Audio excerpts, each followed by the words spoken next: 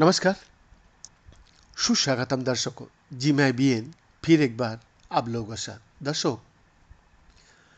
जम्मू कश्मीर के डोडा में चरमपंथी हमले की ताजा घटना में भारतीय सेना के एक अधिकारी समेत 4 जवान का अलावा एक पुलिसकर्मी का भी मौत हो गया।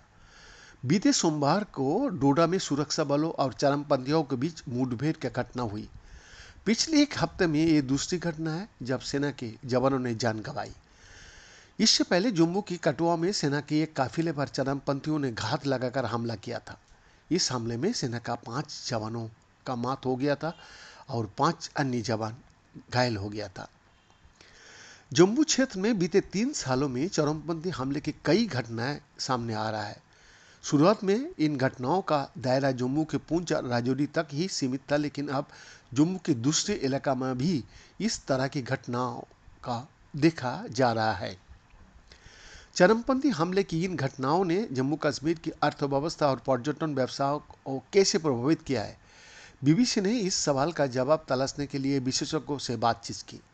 सरकारी आंकड़े के मुताबिक इस साल यानी 2024 में जून की आखिरी तक 16 लाख पर्यटक कश्मीर का रुख कर चुका है। इस आंकड़े में विदेशी पर्यटकों की अच्छी तादाद शामिल है। जम्मू कश्मीर पुलिस की पूर्व महानिदेशक शेषपाल वेद कहता है कि अगर चरमपंथ की घटनाएं इसी तरह जारी रही तो यकीनन जम्मू कश्मीर की पर्यटन सेक्टर पर बड़ा असर पड़ सकता है। वो कहता है, जम्मू क्षेत्र में पर्यटक वैष्णो देवी के दर्शन के लिए आता है। अगर चरमपंथ की घटनाएं इसी तरह जारी रहती है तो असर जरूर होगा।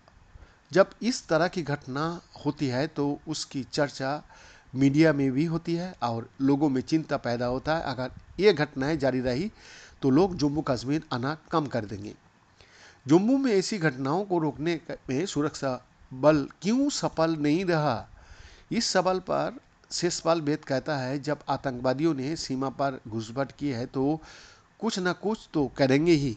भौगोलिक दृष्टि से जम्मू का इलाका काफ़ी मुश्किल है।